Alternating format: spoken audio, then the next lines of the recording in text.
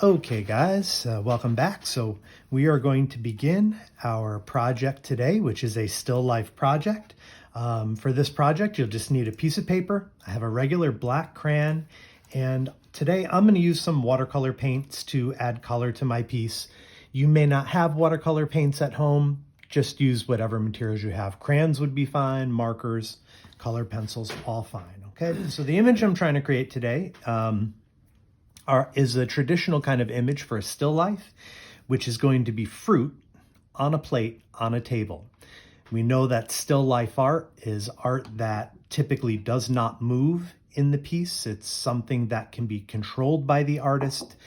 It's a good practice method for many artists to practice drawing and practice painting skills, but it is an art form unto itself. So we're going to do some apples on a plate on a table, and I'm just going to begin with my crayon drawing apple shapes, and you'll want to have maybe 3, maybe 4, and no more than that. So they're going to be roundish shapes. They do not need to be perfect. Apples are not perfectly round. They're roundish. They're different sizes, and they are different shapes. So I'm going to try to do 3. I'm going to come back and add some stems. And an easy way to do that is just a little U shape, and then you can add a stem, and they can go in different directions. The next thing I'm going to do is I am going to draw the plate. The plate is going to be a kind of oval shape. And what I'm going to do is actually make the back of the plate just a little bit go behind this apple.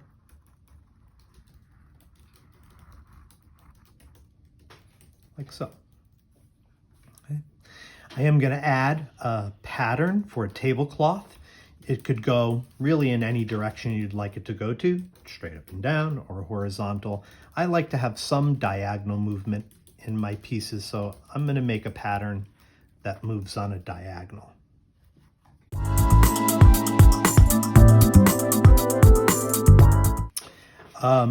You think that pattern is not decorative enough, you could add another shape to it.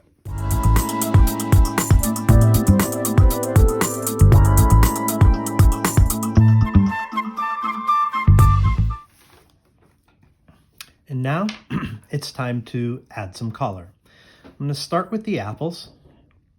And Cezanne would usually do, there are red apples and green apples, and he would usually try to paint both types. So I'm going to start with a little bit of red and start to lay colors into a couple of these apples.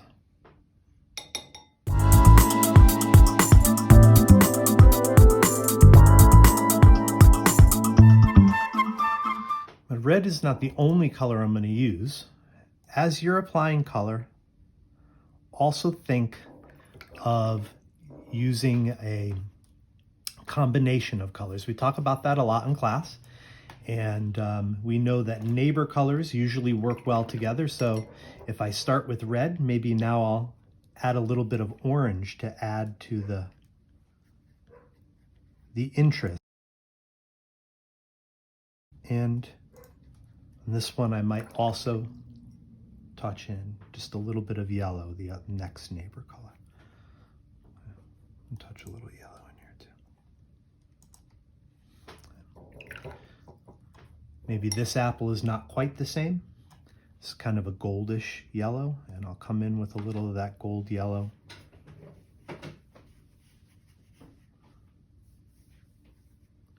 Add some like so.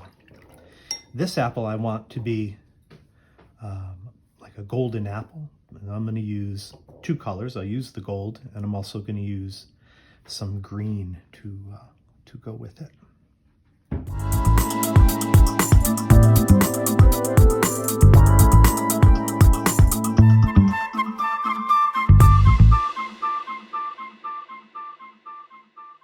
I'm going to work my way out.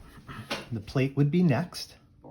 So I'm going to pick something different to go in that area that's the plate. And I'm thinking something that's like a light blue. So I have some blue paint.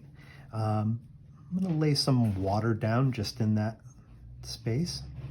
And that will help my blue paint to travel and move a little bit better, to spread out some.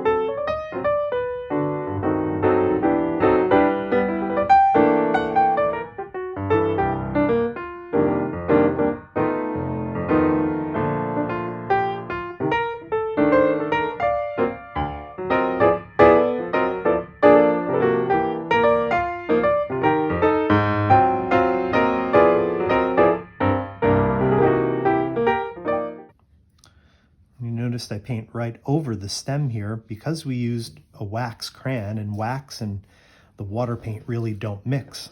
And we've seen that in some projects we've done before. It's called a resist. I can paint right over the stem and it's not going to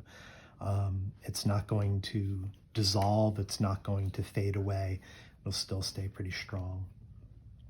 I'm going to put a little more of that darker blue in between here. And then I think I'm done with my plate.